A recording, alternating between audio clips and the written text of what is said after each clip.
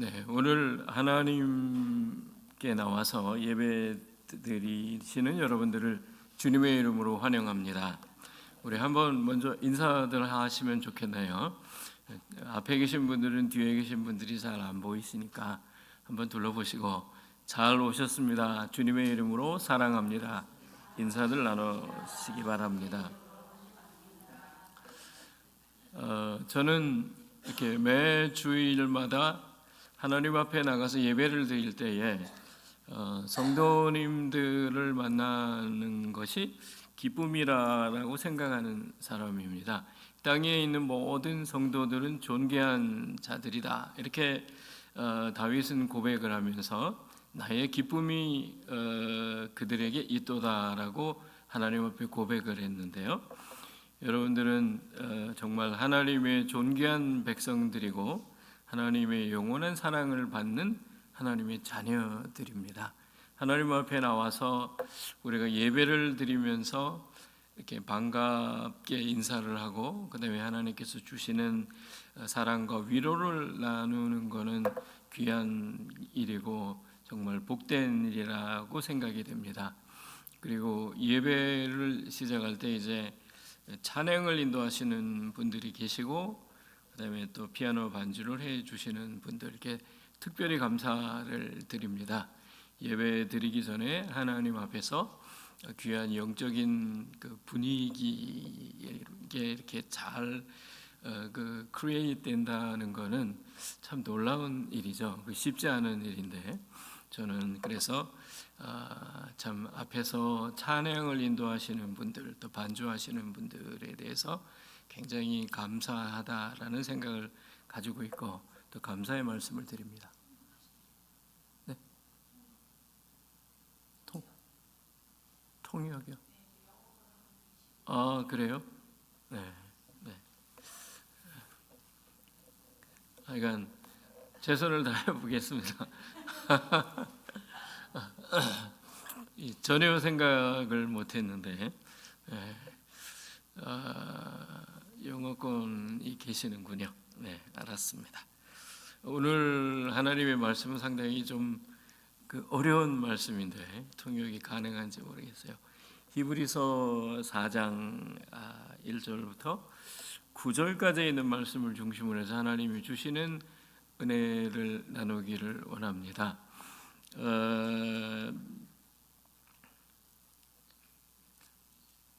한국말을 전혀 못하시는 모양이죠?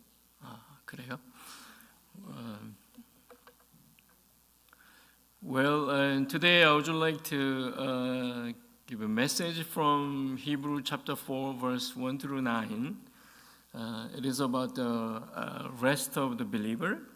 우리 하나님께서 우리에게 주시는 은혜 중에서 특별히 안식에 대해서 여러분들과 함께 은혜를 나누기를 원합니다.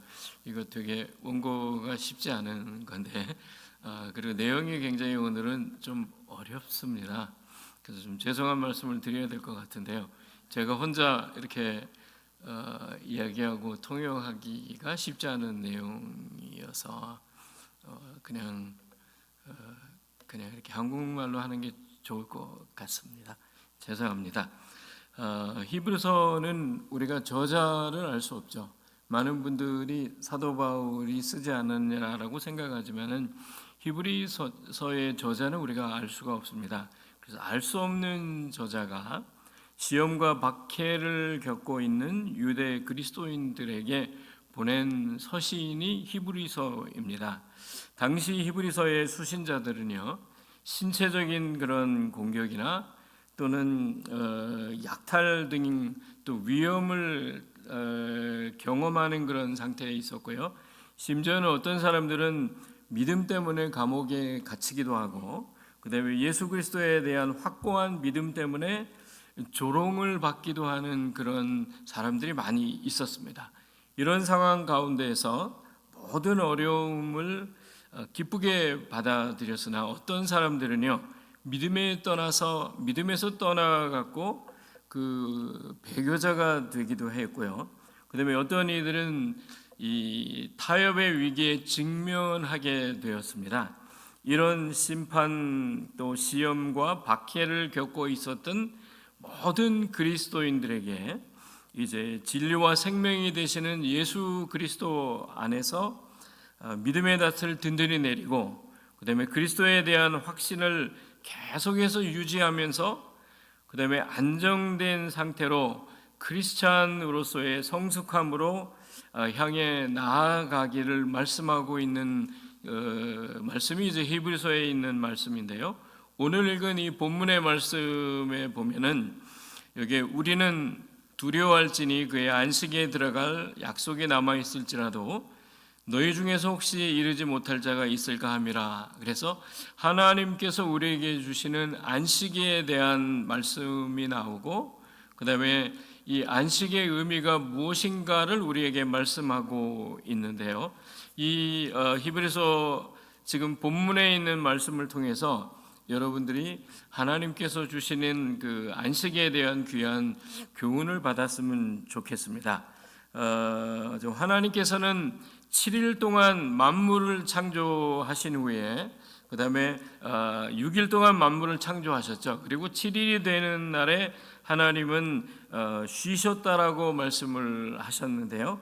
이 본문의 메시지는 진정한 안식의 의미를 깨닫게 하시기 위해서 하나님께서 우리에게 주시는 말씀입니다. 안식의 본래적인 그런 의미는 단순히 이렇게 일상적인 삶을 반복하는 일을 멈추고 쉬라는 그런 의미는 아니고요. 하나님께서 주시는 은혜를 받아서 이 영적인 재충전의 시간을 가지라고 주시는 하나님의 말씀인데요. 하던 일을 잠시 멈추고 그 다음에 몸과 영혼이 하나님을 바라고 새 힘을 얻는 것을 말하고 있습니다. 하나님께서 하시던 일을 멈추시고 안식하셨다는 말씀은 하나님이 제7일의 안식에 들어가심으로 말미암아 지금까지 아무것도 하시지 않냐 하는 분이 아니라 하나님은 끊임없이 우리에게 말씀하시는 분이고 또 하나님은 이 제7일 안식일을 기억해서 거룩하게 지키라라고 말씀하시면서 우리가 하나님 앞에 나와서 예배를 드리면서 하나님께서 주시는 영적인 재충전을 받고 그 다음에 하나님 앞에 나와서 예배 드리는 가운데 하나님이 주시는 은혜로 말미암아 우리 마음에 변화를 받아야 될 것을 우리에게 말씀을 하시고 약속을 해 주신 것이죠. 그래서 하나님을 예배하면서 하나님께서 저희들에게 주시는 평안과 안식을 가지라고 하나님은 우리에게 안식을 허락해 주셨다라고 생각합니다. 그런 의미에서 본다면요, 하나님 앞에 나와서 예배 드리는 이 시간은 정말 놀라운 시간인데요. 하나님의 임재가 나타나는 시간이면서 그 다음에 예배를 드리는 이 시간은 하나님의 능력이, 복음의 능력이 나타나는 시간이기도 합니다. 그래서 안식일을 복되고 거룩하게 하신 이유는 뭐냐면은 하나님께 나와서 예배를 드리는 그런 귀한 예배자들에게 하나님께서 주실 은혜가 있기 때문에 하나님은 저희들을 불러주셨고 이제 제7일에 하나님이 안식하셨다라고 말씀하고 있는데요. 예배를 통해서 우리는 하나님과 깊은 영적인 교제를 나누게 되는 것이고요.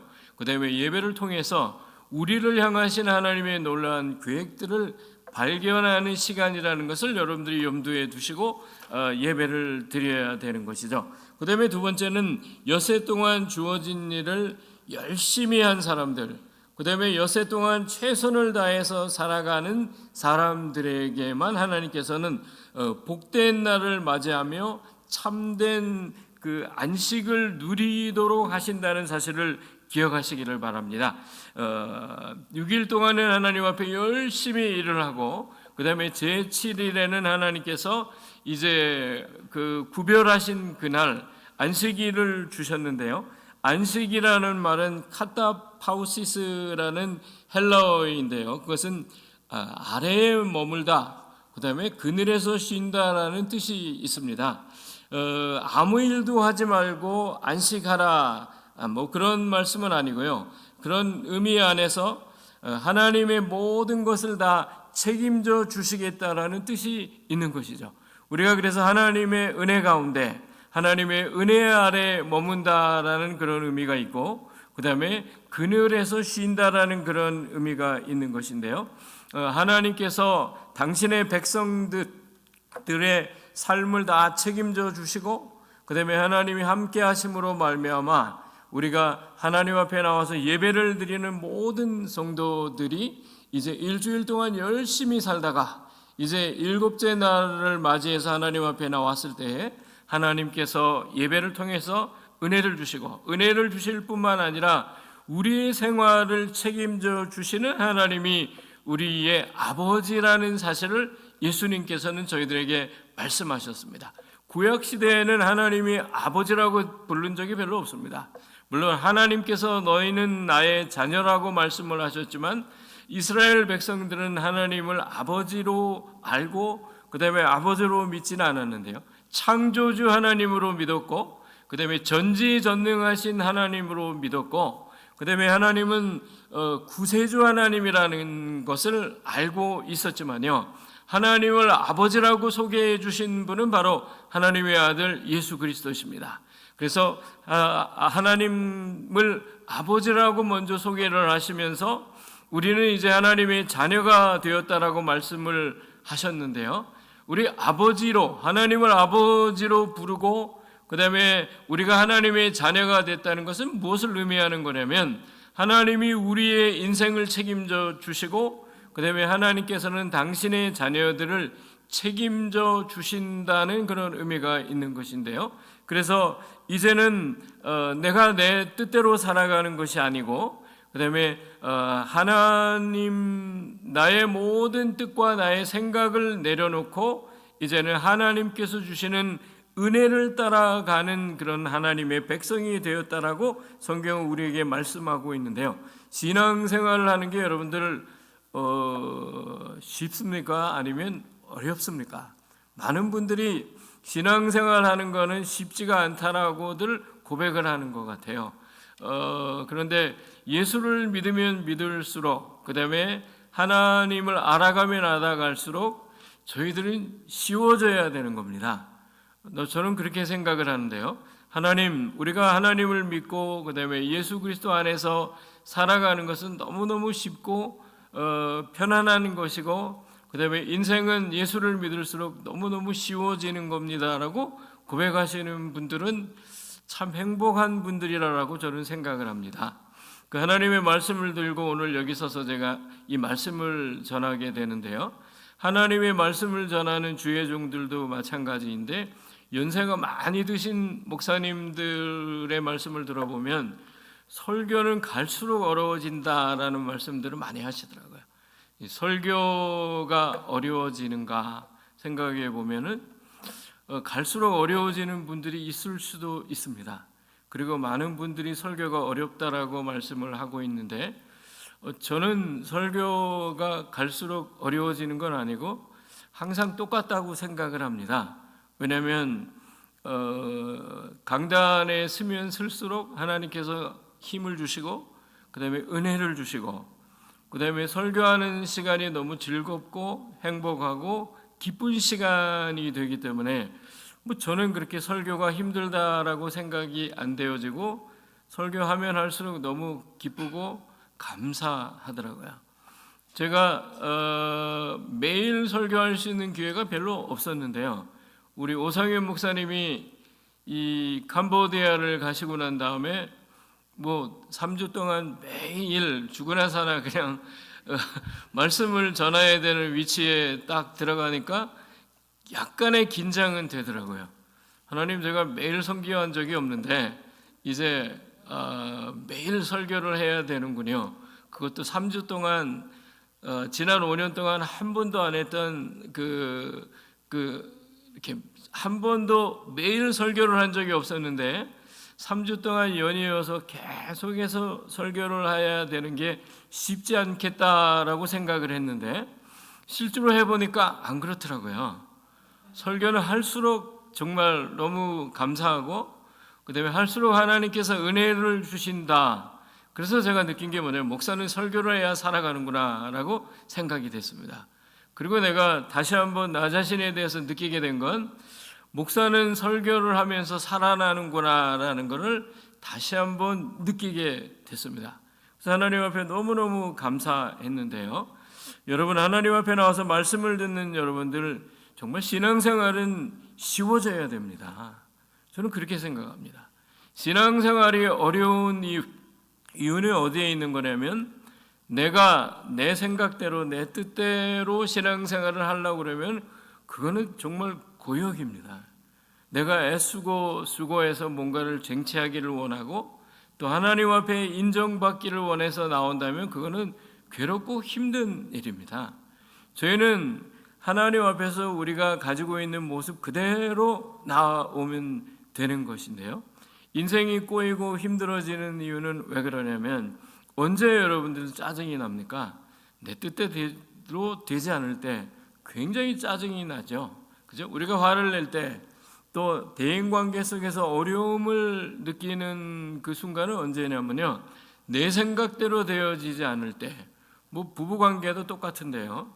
부부가 하나가 돼서 서로 사랑하면서 신뢰하면서 또 우리 아내들은 남편을 존경하면서 살아가면 얼마나 감사하겠습니까? 그런데 많이 알면 알수록 사랑과 신뢰와 존경하는 마음이 드는 게 아니고 나 자신이 더 탁 튀어나오고 그 다음에 자꾸 내 뜻을 내세우면은 그 다음부터는 평화가 아니라 괴로움이 있고 고통스러운 삶을 살아가게 됩니다. 여기 뭐 저보다 연세가 다 많으신 분들이 많이 앉아 계시는데 그게 우리 삶 가운데서 그냥 느끼는 일들 아니겠습니까? 그 왜 어려워지는가 그럴 때에 내 생각이 버려지지 아니하면 내가 죽지 않으면은 절대로 살아갈 수 없는 게 부부관계이고요. 그다음에 말이 쉽죠. 예수님께서 그리스도께서 우리를 위해서 목숨을 내어 주신 것과 같이 남편들은 아내를 사랑하기를 그렇게 사랑하라 그랬는데 하나님의 말씀 참 어렵습니다. 그죠? 사랑 참 어렵다라는 설교를 제가 한번 10여 년 전에 들은 것 같습니다. 그분을 열심히 사랑하려고 아무리 노력해도 잘 안 된다는 것을 발견하신 거죠. 그래서 세상은 참 사랑하기가 힘들다 그랬는데 정말 사랑하면 그 다음에 쉬워지는 겁니다. 안 그렇습니까? 그죠? 근데 우리 마음이 변하면 그 다음에는 사랑을 실천하기가 너무너무 힘들어지는 거죠. 신앙생활이 어렵다라고 생각되어지는 것은 내가 열심히 노력하고 수고했는데 그게 잘 안 될 때 우리는 그렇게 되지 않습니까? 그런데 사실은 그렇지 않습니다. 예수 믿는 사람들은요, 이제 나의 일을 쉬고 그 다음에 주의 일을 하면서 살아가면 일이 다 쉬워지는 겁니다. 이게 무슨 뜻이냐면요, 예수 믿기 전에는 내가 일을 했어요. 그죠? 내가 열심히 일을 해서 내 힘으로 살면서 우리가 돈을 벌어서 살고 그 다음에 내 이름으로 무엇이든지 우리는 다 했죠. 예수 믿기 전에 우리의 삶입니다. 내 힘으로 노력하고 애쓰고 수고하면서 살아왔기 때문에 저희는 그런 일에 굉장히 익숙해져 있는 사람들입니다. 근데 예수님을 믿고 난 다음에 우리는 이제 내 힘으로 자식을 공부시켰던 일, 그 다음에 먹고 살려고 노력했던 그런 일들 계속 하다 보면 점점 더 힘들다는 것을 우리가 알게 되고 그 다음에 내 의지로 죄를 이기려 하니까 굉장히 어려운 겁니다. 어려울 뿐만 아니라 정말 힘든 인생을 살아가게 되는 것인데요. 우리 요한일서에 보면 이런 말씀이 있습니다. 세상을 이길 자가 누구냐라고 말씀하시면서 예수 그리스도를 믿는 믿음으로 우리는 세상을 이긴다라고 성경은 저희들에게 말씀하고 있습니다. 하나님은 한 번 더 우리 스스로에게 세상을 한번 이겨보라라고 말씀하신 적이 한 번도 없다니까요. 하나님은 우리에게 뭐라고 말씀하시냐면요, 세상을 이길 자는 누구냐면 예수 그리스도를 믿는 믿음으로 세상을 이기면서 살아가게 된다라고 말씀하고 있는 것입니다.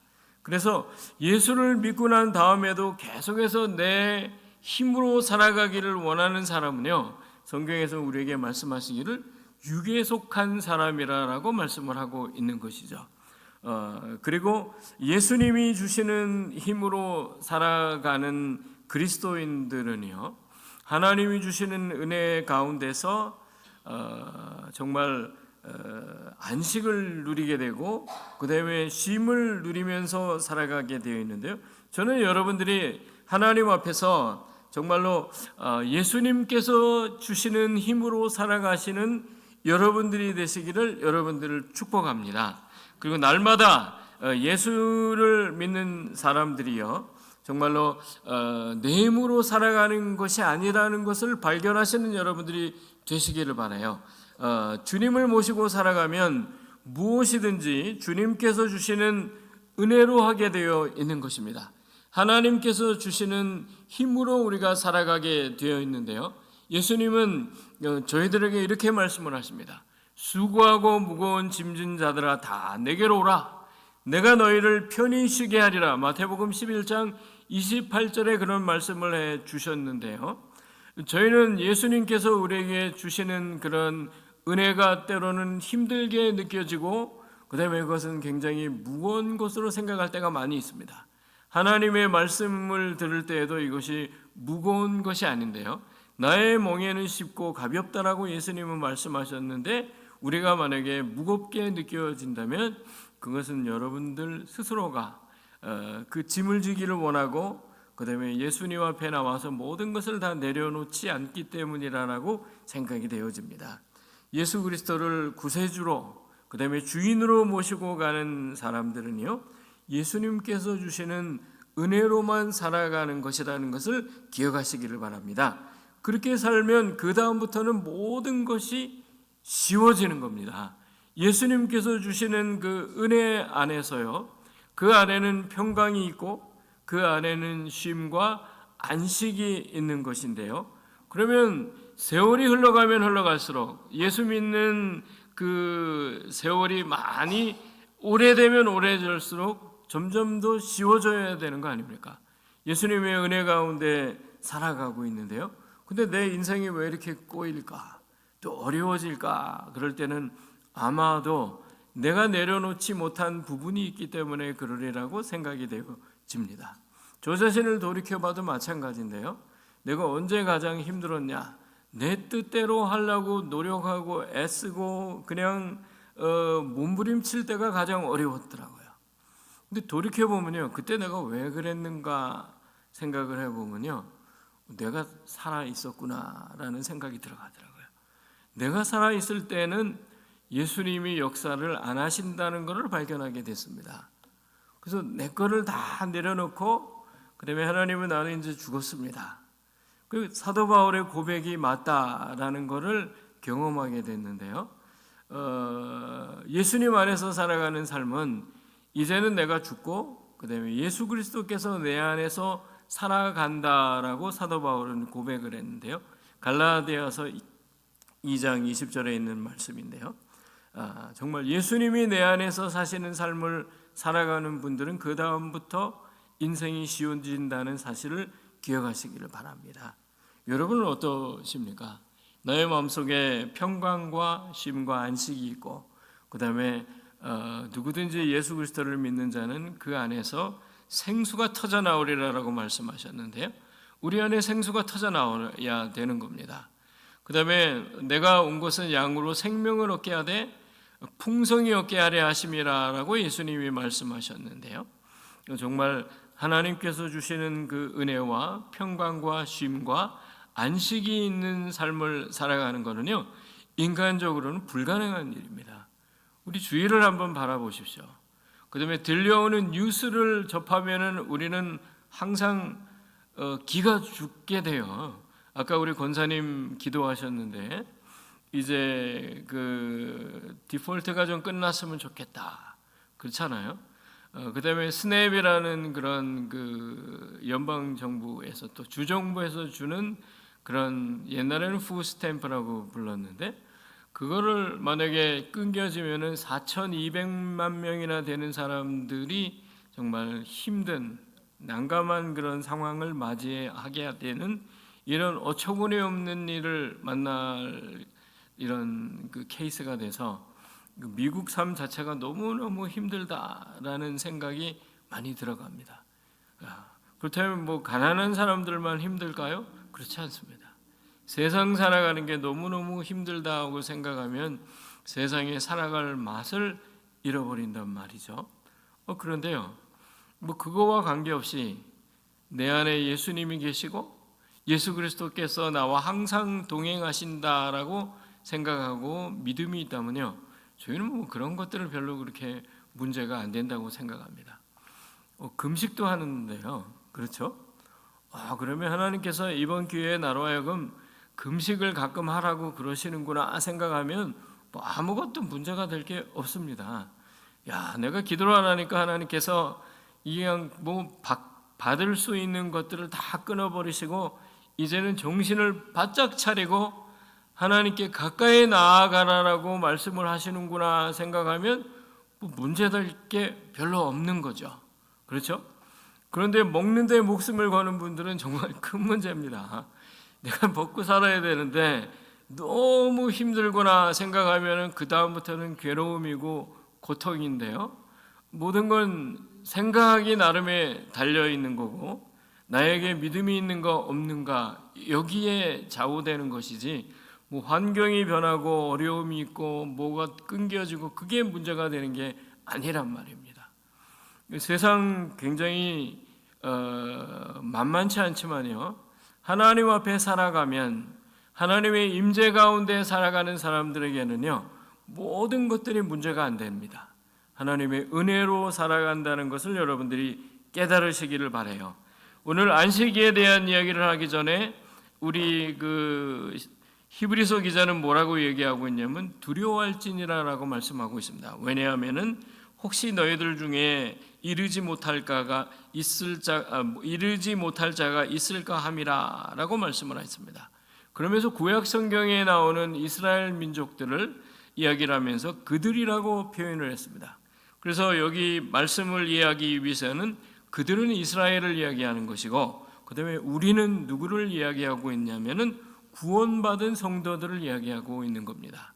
그래서 구약 성경을 인용해서 구약에 나오는 이스라엘 백성들은 하나님의 말씀에 불순종함으로 말미암아 안식에 들어가지 못하였다라고 말씀하시면서요, 그러므로 우리는 두려워할지니 안식에 들어갈 약속이 남아 있을지라도 너희 중에 혹 이르지 못할 자가 있을까 함이라라고 히브리서 기자는 우리에게 말씀하고 있는 겁니다. 안식의 본래 의미는 단순히 일상적인 것을 멈추는 의미가 아니고요, 그 다음에 우리는 멈추고 하나님께서 주시는 영적인 재충전을 받고 살아가야 되는 것인데요, 예배가 그렇습니다. 하나님 앞에 나와서 예배를 드리는 이 시간에 하나님은 하늘문을 여시고 하늘의 신령한 은혜를 우리에게 부어주시는 겁니다. 그래서 예배 시간에 말씀을 듣는 동안에 여러분들의 마음에 변화가 있든지 아니면 여러분들이 가지고 있는 질병이 치유함을 받든지 아니면 여러분들의 마음속에 있는 근심과 염려, 걱정들이 떠나가 버리는 이런 놀라운 은혜를 예배 시간 중에 우리가 체험하게 되는 거예요. 하나님의 임재가 나타나기 때문에, 복음의 능력이 나타나기 때문에 그런 것이고요, 그 다음에 하나님께서는 또 주의 종들을 통해서 아니면 하나님의 말씀을 통해서 나를 향하신 하나님의 계획이 발견되어지는 시간이 예배 시간이라는 걸 여러분들이 기억하셔야 됩니다. 하나님께서 역사하시는 시간이 바로 이 시간인데요, 얼마나 놀라운 은혜의 시간이고 축복된 시간인지 모릅니다. 근데 그러한 은혜가 하나님께서 주시는 은혜가 임하는데 열심히 일하는 사람들, 그 다음에 하나님 앞에 은혜를 받기 위해서 나오는 사람들 위해 하나님이 끊임없이 은혜를 베풀어 주시고 하나님께서 우리를 변하게 하여 주는 시간이 바로 예배 시간인데요, 이것을 좀 구속사적인 의미에서 안식을 좀 생각해 보기를 원합니다. 뭐 신학적인 용어가 좀 어렵죠. 구속사적인 의미에서 이 안식이라는 게 뭘까? 쉽게 얘기하면 우리 삶 가운데 안식을 예수 그리스도 안에서 여러분들이 발견하신다면은 뭐 간단한 겁니다. 구속사적인 의미라는 것은 구약시대에 하나님께서 이스라엘 백성들에게 안식을 주시고 안식에 들어가도록 하셨는데 하나님의 백성들이 다 안식에 들어가질 못했어요. 안식에 들어간다는 것은 가나안 땅을 정복하는 하나님의 언약의 말씀 속에서 가나안 정복을 할 수 있는 이스라엘 민족들이 하나도 없었습니다. 그죠? 딱 2명만 빼놓고 나머지는 하물며 모세까지도 하나님께서 주시는 안식의 땅에 들어가지 못했는데요. 그 모든 것들은 우리가 어떻게 해석을 해야 되는 거냐면요, 그림자로 해석해야 된단 말이죠. 구약 성경에서 이스라엘 민족들이 딱 2명, 여호수아와 갈렙을 빼놓고 그 다음에 그 다음 세대에 태어났던 사람들이나 하나님 앞에서 정말 자기 의지를 가지고 범죄하지 않았던 다음 세대들을 빼놓고는 아무도 안식에 들어가지 못했는데, 그랬기 때문에 두려워하라고 말씀하시면서 너희 중에 혹시 이르지 못할까 자가 있을까 함이로다라고 우리에게 경계의 말씀을 주시는 겁니다. 이거는 우리가 구원받았느냐 구원받지 못했느냐라는 이야기가 아니고요, 하나님 예수 그리스도를 믿는 모든 백성들, 구원받은 성도들에게 주시는 말씀인데요, 우리가 구원받지 못할까 봐 걱정하자라는 말씀이 아니에요. 하나님이 우리를 사랑하셔서 구원해 주셨는데도 불구하고 구원의 은총을 누리지 못하고 살아가는 사람들이 있을까 두려워하라는 말씀입니다. 그래서 하나님 앞에서 살아가는 저희들이 정말 구원의 은총뿐만 아니라 늘 예수 그리스도와 함께 살아가는데 평안함이 있고 안식이 있다는 것을 말씀하고 있는데요, 여러분들 이 말씀이 굉장히 복잡한 것 같지만은 상당히 쉽습니다. 이 과거의 안식은 뭐냐면 출애굽을 통해서 구원받은 이스라엘에게 하나님께서 주시는 안식을 이야기하고 있는데, 그때도 이스라엘 민족들이 하나님의 말씀을 거역하고 마음이 강팍함으로 말미암아 가나안 땅에 들어가지 못한 자들이 있었다라고 말씀하고 있습니다. 그런가 하면 지금 현재의 하나님께서 주시는 안식이 있는데요, 예수 그리스도 안에서 우리는 안식을 누리면서 살아가고 있고 하나님이 주시는 은혜 가운데 살아가고 있음에도 불구하고요, 영적인 전투 속에서, 근데 가나안 땅에 들어간다는 것은 하나님께서 들어가서 그냥 편안하게 살아가라고 주신 땅이 아니고, 그곳에는 정말 이스라엘 사람들을 기다리고 있는 아주 훈련이 잘 되어 있는 군사들이 있었고요, 그 다음에 무기를 가지고 있는 사람들이 있었고, 거기에는 여리고 성이라는 난공불락의 성이 있었음에도 불구하고 하나님은 들어가서 쟁취하라고 말씀을 하십니다. 그 가나안 땅에 들어가서 쟁취하라고 그랬는데 하나님 앞에 불순종했던 자들은 구원을 못 받았다, 이런 의미가 아니고 하나님께서 주실 그 약속의 말씀이 성취되어지는 것을 놓쳤다고 얘기하고 있는 겁니다. 그래서 현재도 마찬가지인데요, 예수 그리스도를 믿는 모든 사람들이 예수 그리스도를 통해서 하나님께서 주시는 은혜와 안식을 누리면서 살아가야 되고 영적인 전투 가운데 승리하면서 살아가야 될 것을 우리에게 말씀하셨습니다. 그럼에도 불구하고 승리하는 삶을 살아가지 못하는 이유는 여러 가지 이유가 있지만 그 이유 중에 한 가지는 뭐냐면 아직도 사단이 살아있단 말이죠.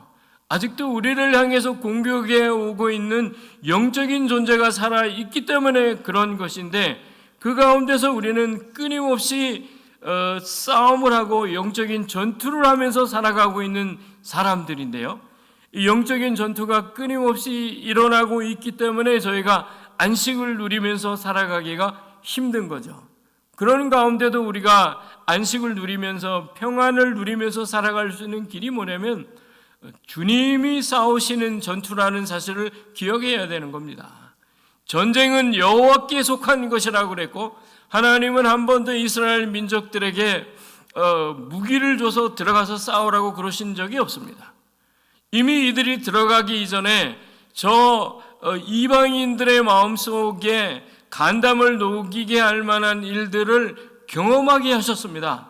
그래서 이스라엘 사람들만 모르는 거죠. 하나님의 백성들은 잘 모르는데 이방 나라 사람들은 이미 하나님께서 하신 일을 다 듣고 전에 듣고 난 다음에 이들의 마음이 녹아버렸다라고 말씀하고 있어요. 그러니까 가나안 땅에 들어가라는 말씀은 들어가서 그냥 너희 힘으로 싸우라 그러는 것이 아니라 모든 전쟁은 하나님께 속해 있는 전쟁인데 들어가서 확인해 보라는 말씀입니다. 네. 그래서 어떤 일이 일어납니까? 하나님이 함께 하시는 증거로 여리고성이 무너지는 역사가 일어나고, 그 다음에 요단강이 열리는 역사가 일어나고, 홍해가 열리는 역사가 일어나고, 그들이 싸우지 않았는데도 불구하고 하나님께서 이스라엘을 향해서 나오는 모든 적군들을, 그런 군사들을 다 멸망시키는 일들이 일어나서 이스라엘 사람들이 너무 하나님 앞에 황당하지만은 하나님의 은혜를 체험했는데요. 그런데 들어가지 못하는 사람이 있었다라고 얘기를 하지 않습니까? 그걸 누리지 못하는 사람들이 있었고, 약속은 받았는데도 불구하고 약속이 성취되어지는 것들을 경험하지 못한 사람들이 있다라고 얘기를 하는 거예요. 오늘날에도 마찬가지인데요. 하나님의 은혜 가운데 우리가 믿음으로 승리하는 삶을 살아가야 됨에도 불구하고 승리를 만끽하지 못하고 경험하지 못하고 있는 사람들이 있다는 것을 이야기하면서 성경은 우리에게 뭐라고 말씀합니까? 오늘 너희가 그의 음성을 듣거든 너희 마음을 완고하게 하지 말라 하였다라고 말씀하고 있는 겁니다. 그러면서 만일 여호수아가 그들에게 안식을 주었더라면 그 외에 다른 날들을 말씀하지 아니하셨느니라라고 8절에는 말씀하고 있는데, 여기에서 얘기하는 이 여호수아는 예수님을 상징하는 단어입니다. 지금 이 여호수아라는 그 이름은요, 예수아라는 말하고 똑같은 겁니다. 구약 성경에 나오는 여호수아는 예수님을 상징하고 있는 것이고, 그래서 저는 구속사적인 의미에서 안식을 생각해 봐야 된다라고 얘기하고 있는데, 구약 성경에는 여호수아를 통해서 안식을 주신 것이 아니란 말이죠. 그러면 우리가 이제 신약 시대에 예수 그리스도께서 오심으로 말미암아 예수님을 통해서 우리는 안식을 누리고, 그 다음에 우리가 가져야 될 미래에 있는 영원한 안식 가운데 들어가겠다라고 예수님 말씀하셨고, 그 다음에 예수님께서는 수고하고 짐진 자들아 다 내게로 오라, 내가 너를 편히 쉬게 하리라라고 약속하시면서 약속의 말씀을 우리에게 주셨는데요, 이 말씀이요 저희들의 삶 가운데 그대로 성취되어져야 되는 거 아니겠습니까? 저희는 하나님 앞에 나와서 하나님 나에게도 안식을 주시고 평안함을 주시고 예수 그리스도 안에 있는 그런 놀라운 은혜 가운데 내가 살아갈 수 있도록 내게 은혜를 주세요라고 기도하면서 여러분들이 나왔을 것입니다. 하나님 앞에 나오시는 모든 분들은요 미래의 안식을 기억해야 된다라고 말씀하고 있는 겁니다. 아직도 안식할 때가 하나님의 백성에게 남아있다라고 말씀하시는데요, 두 가지 의미로 우리가 생각해 봐야 되는데요, 하나는 아직도 영원한 안식, 하나님의 나라에 들어가서 우리가 하나님과 영원히 함께 살아가야 될 그런 일이 남아있다라고 얘기하고 있는 겁니다. 미래에 우리가 정말 누릴 영원한 안식이 우리에게 남아있다라고 말씀하고 계시는 것이고, 이것은 단순히 쉬는 의미를 얘기하는 것은 아니고요, 아직도 구원받아야 될 영혼들이 세상에는 많이 있다는 것을 우리에게 암시하고 있는 말씀이에요. 저는 목사이기 때문에 불신자의 친구가 별로 없습니다. 목사님이 불신자의 친구를 많이 갖고 있다 그러면 뭔가 조금 이상하다라는 생각이 들어갑니다. 제 주위에는 목사님들이나 선교사님들이나 예수 믿는 많은 분들이 있는데, 저는 여러분들이 어떤 삶을 살아가시는지 모르지만 평신도 되시는 분들은 너무너무 감사해야 됩니다. 왜냐? 여러분들 주위에는 정말 복음 전해야 될 사람들이 천지 때깔입니다. 너무너무 많아요. 그죠? 그런데 이게 부담으로 다가오십니까? 뭐 그럴 수도 있어요. 그런데요, 여러분들은 정말 하나님의 은혜 가운데 살아가시는 분들이라고 생각합니다. 저희는 나가서 전도를 하려고 그러면 저희 말을 잘 안 듣습니다. 뭐 목사님이니까 그렇게 이야기를 한다라고 생각을 하는데요, 저희 어머니가 예수를 안 믿고 정말 마음이 강팍하셨던 분이었는데 예수님 믿고 변화를 받고 난 다음에 저희 어머니는 전부 불신자들 친구들이 있었어요. 그런데 이제 사람들이 충격을 받은 겁니다. 도대체 저 아줌마가 어떻게 저렇게 변하게 됐느냐. 그래서 저희 어머니가 변했다는 소식을 듣고 우리 집에 수없이 많은 분들이 방문을 했다니까요. 아주머니, 도대체 당신에게 무슨 일이 일어난 겁니까? 당신같이 그렇게 예수를 안 믿던 사람이 어떻게 변해갖고 예배당에 나가서 예배를 드리고 그러는데 한번 들어봅시다. 사람들이 몰리기 시작하더라고요. 저희 어머니는 딱 한마디밖에 모르셨어요. 예수 믿어야 하나님의 나라에 간다. 그 말씀을 5년 동안 증거하시다가 가셨는데요. 저는 그때 깜짝 놀랐습니다. 하나님께서 18년 동안 그렇게 예수를 안 믿으려고 뒤로 빼시던 이 양반이 변하니까 주위에 수없이 많은 불신자들이 와서 도대체 아줌마한테 무슨 일이 일어난 거냐, 당신한테 어떤 일이 일어났길래 당신이 교회 가서 예배를 드리고 그러냐, 우리도 알고 싶다는 거죠. 굉장히 궁금하게 생각을 하더라고요. 저희 어머니가 5년 동안 하신 말씀은 뭐냐면 예수 믿어야 하나님의 나라에 간다.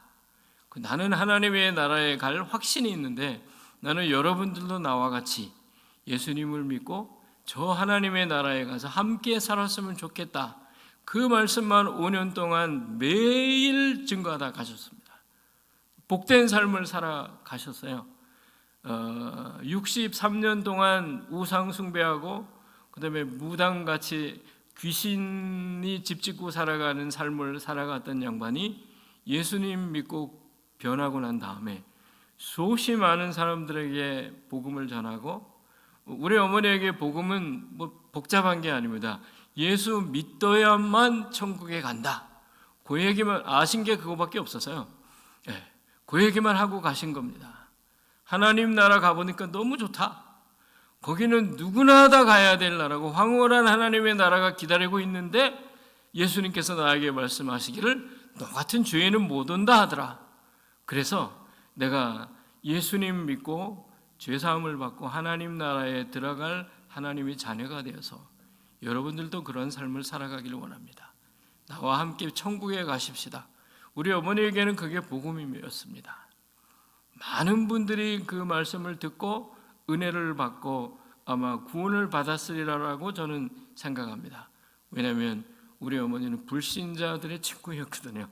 수없이 많은 사람들을 거느리고 살아셨던 분이니까 참 쉽더라고요.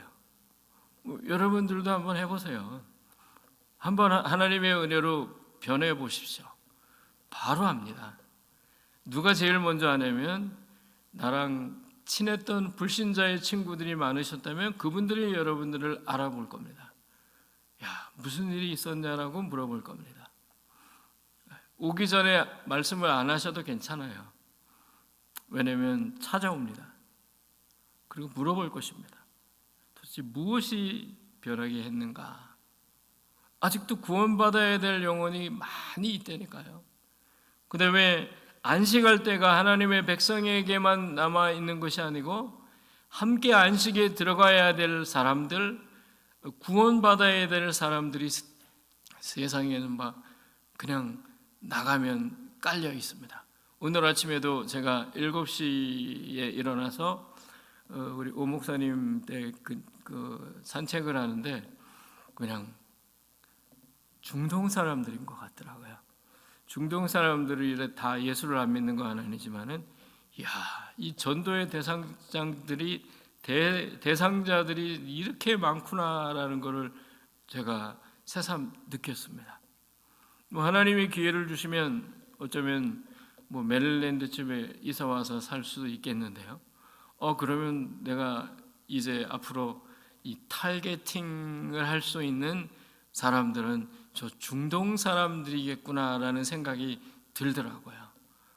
여기는 많이 있더라고요. 오늘 또 어느 권사님이죠. 권사님을 픽업하러 사모님이랑 같이 가는데 거기도 보니까 낯선 사람들이 많이 보이더라고요. 굉장히 부지런해요. 아침 일찍 일어나는 분들은 우리 한국 분들밖에 없는 줄 알았더니 중동 사람들도 상당히 부지런하더라고요. 아침부터 그냥 일을 가는지 아니면 이제 산책을 나왔는데 뭐 굉장히 많습니다. 여러분, 우리가 언제까지 우리의 문제만 바라보면서 가만히 앉아 있겠습니까? 우리 문제는 아무것도 아닙니다. 그죠? 근데 문제를 당면한 분들은 너무너무 문제가 커요. 골치가 아픕니다. 제가 남의 문제이기 때문에 함부로 이야기하는 것이 아니고 우리 모두는 다 문제투성이의 삶을 살아가고 있지만요, 예수 그리스도께서 주시는 평안과 안식을 찾으시기를 바랍니다. 네.